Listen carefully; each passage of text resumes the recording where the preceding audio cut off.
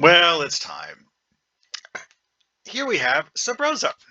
It took me a while to decide what I want to do with this, and I actually delayed making this video several times because I couldn't think of a good angle to hit with this. And then it occurred to me that in some ways this is basically D&D in space.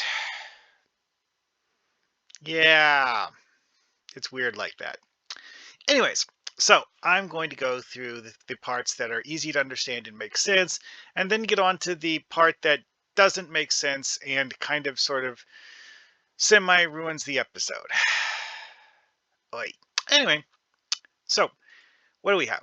We have the Caldos colony, a old colony settled by people migrating from Earth to other planets. It was heavily terraformed and was apparently not a livable world before the colonists terraformed it. They terraformed it to look Earth-like, and the region that the events take place in was specifically meant to look like Scotland because the people terraforming it wanted it to look like Scotland. Okay then. Yeah, that's relevant later. We'll get to that.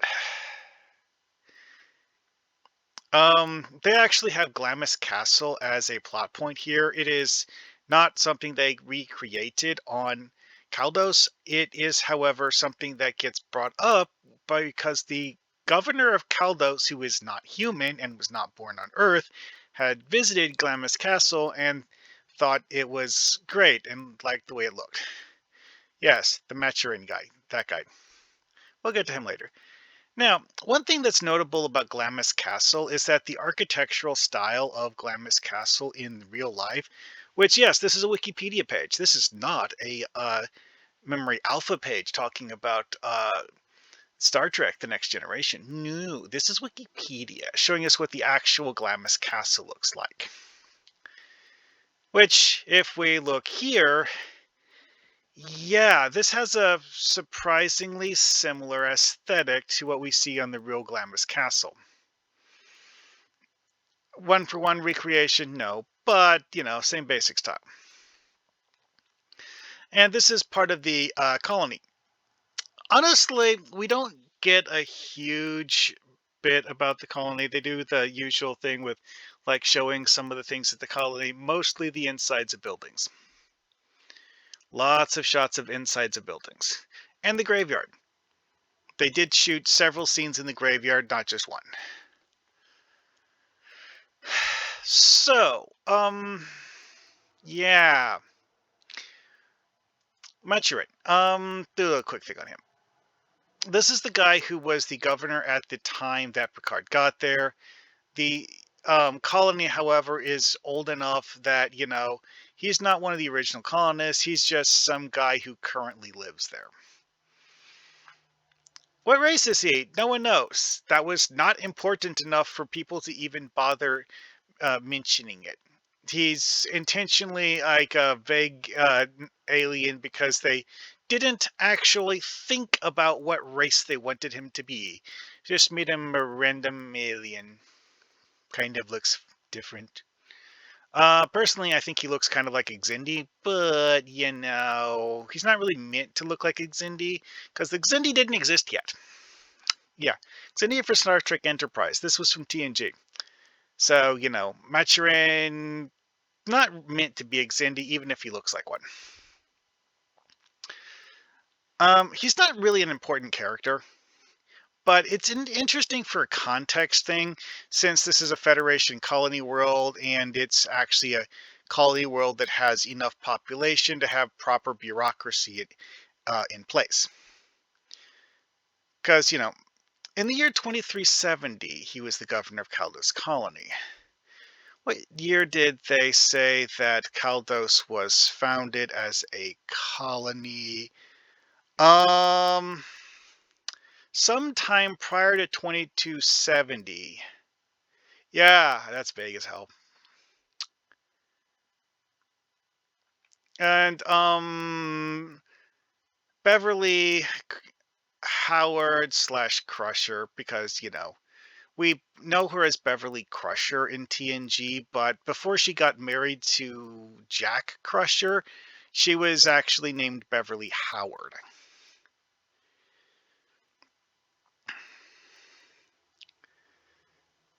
And, seemingly she lived at the Howard estate for over a decade with her grandmother prior to going off to Starfleet. Then, after she went off to Starfleet, she just kind of sort of talked with her grandmother a little bit and otherwise gone. Anyways, speaking of her grandmother, Felisa Howard, who actually has someone playing her in live action. Ellen Dow. Well, Ellen Dow was actually an old lady at the time. They didn't really need makeup to make her look old. They found someone who actually looked kind of sort of like the person playing Beverly Crusher. And,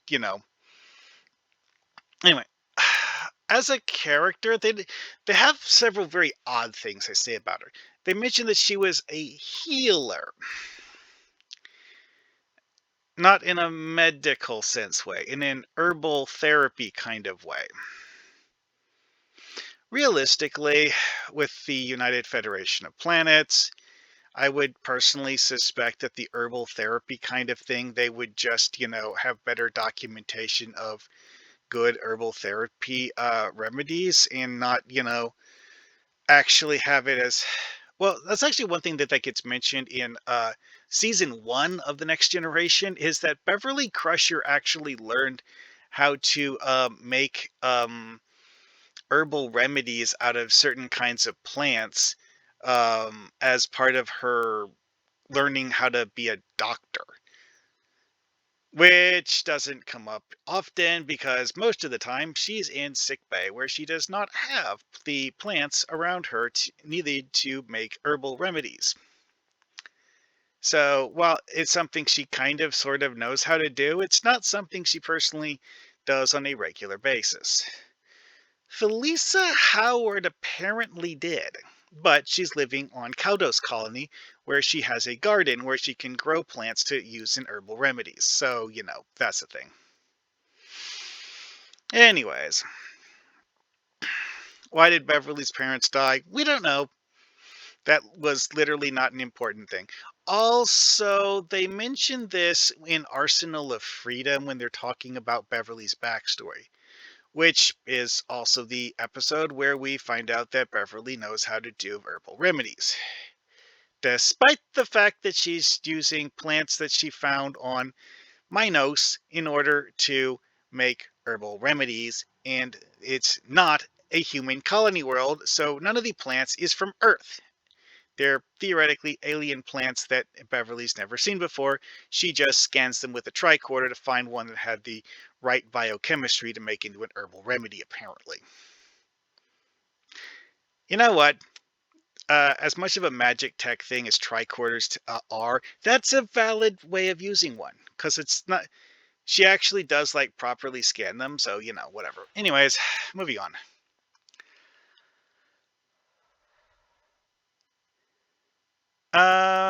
This is actually one of those characters where it's in prior episodes. This was a nebulous background character that Beverly Crusher mentioned on certain occasions as someone who is a family member.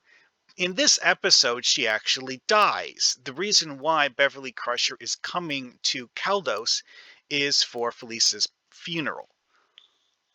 Which means that when she does these scenes with Felisa being, walking around and stuff after being possessed by the anaphasic organism, Felisa's technically a zombie. Yeah. Yeah, they went there. Anyways. Oh yeah, I talked about the whole healer thing. Didn't switch to that page. Yeah, it's here. Anyway.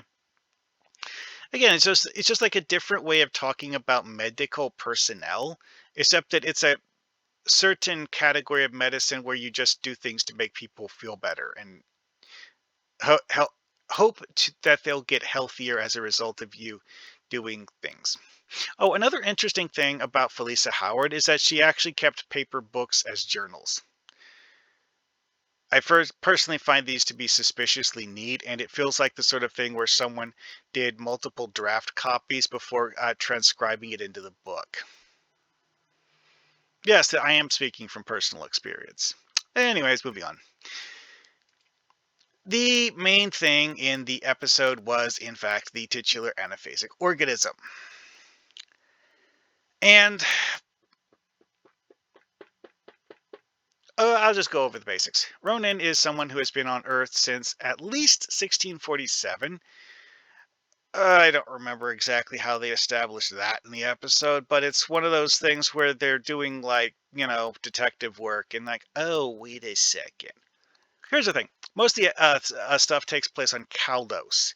And this guy showed up on Earth in 1647.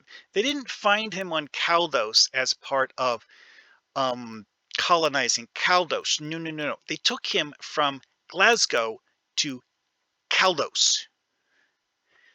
What? Yeah. Yeah.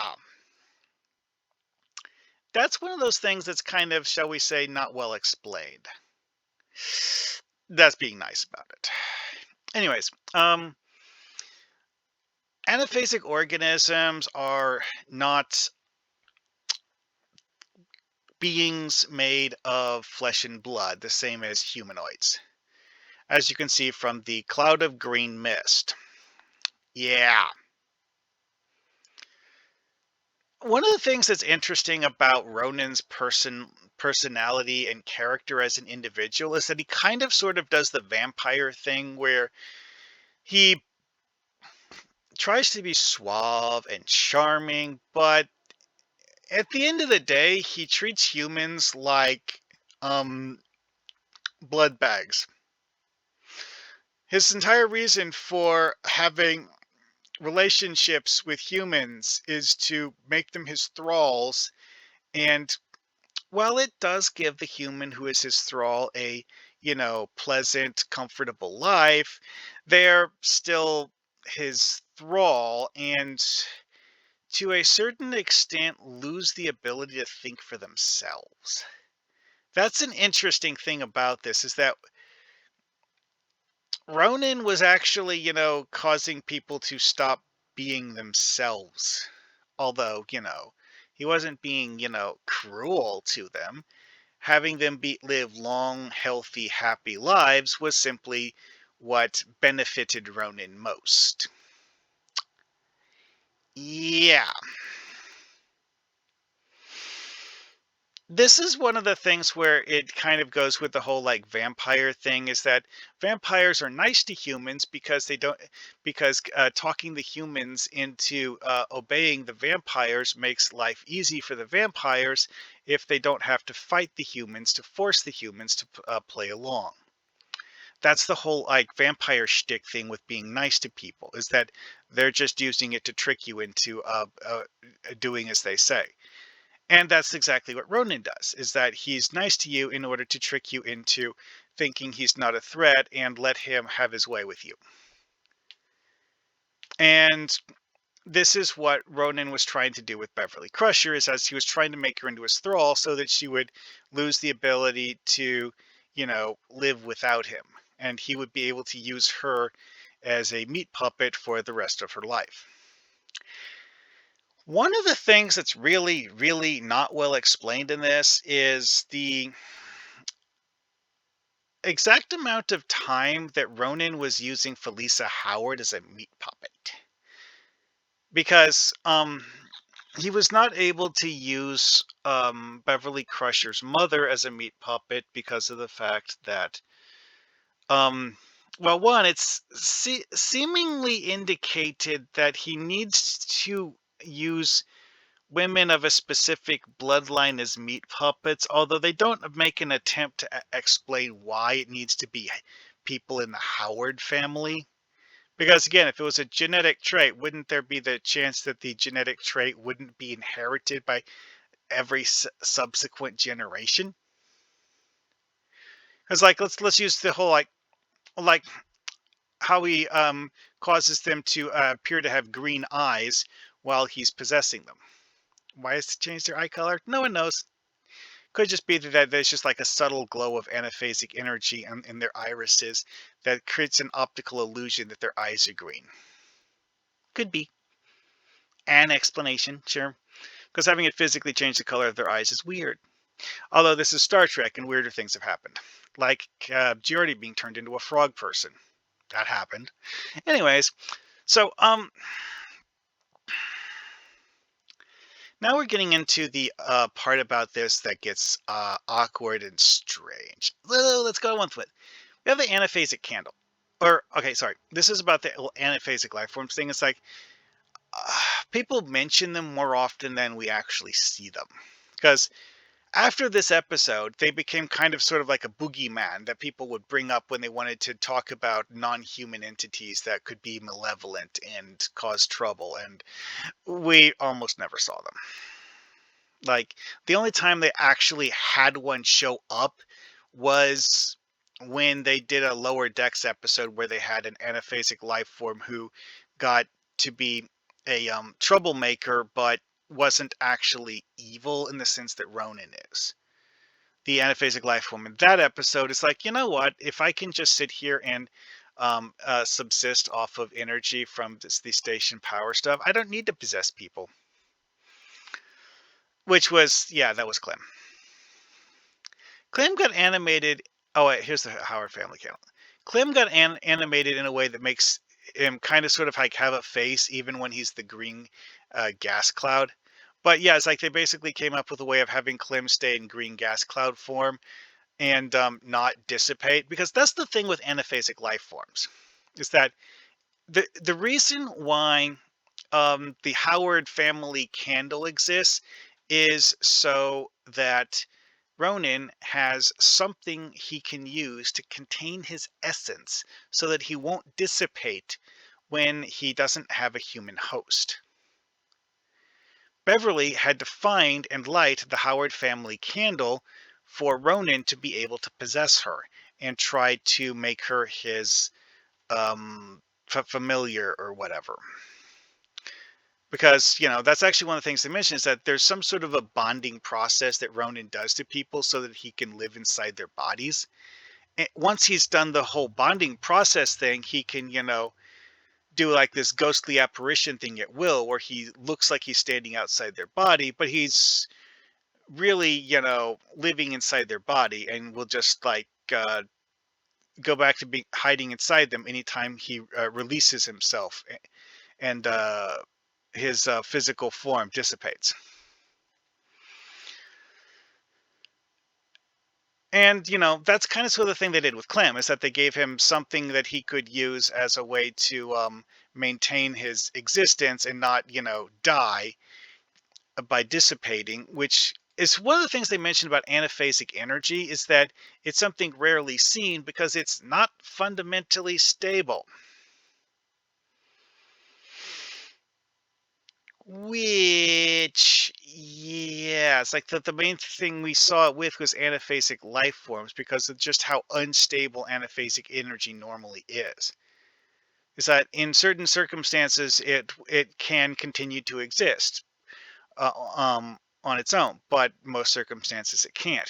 Which takes us back to the thing that I personally find to be the most hilarious aspect of this episode and something that makes me personally not want to playing this episode straight. Hell no. That's the simplest way of putting it. Because, like, the thing that they did in Lower Decks with Clem actually makes a lot of sense to me compared to the way Ronin was. So that's like, these are energy-based aliens. They have very, very poorly explained existence in general. What's their homeworld like? We've never seen it. How did they get off their homeworld? We don't know. In neither case did it explain how they got from their homeworld to wherever it was we found them. Is it possible that Ronin actually took the candle with him from his homeworld to Earth as a way of kind of like a life support device? Yes! That's the thing about this that's weirdest, is that we don't know where the candle came from. It's explained that it's special and that it's designed so that it can support Ronin, so that he can have something to prevent his essence from dissipating when he's not inhabiting a human host. The thing is, that's basically everything we know about Ronin's backstory, other than the fact that he's been on Earth since the 16th century. How did he get to Earth? How many anaphasic life forms migrated to Earth alongside Ronin? Because that is actually something that we see in the background stuff for this episode. Yeah, I could go through the plot synopsis, but I kind of sort of mentioned most of it.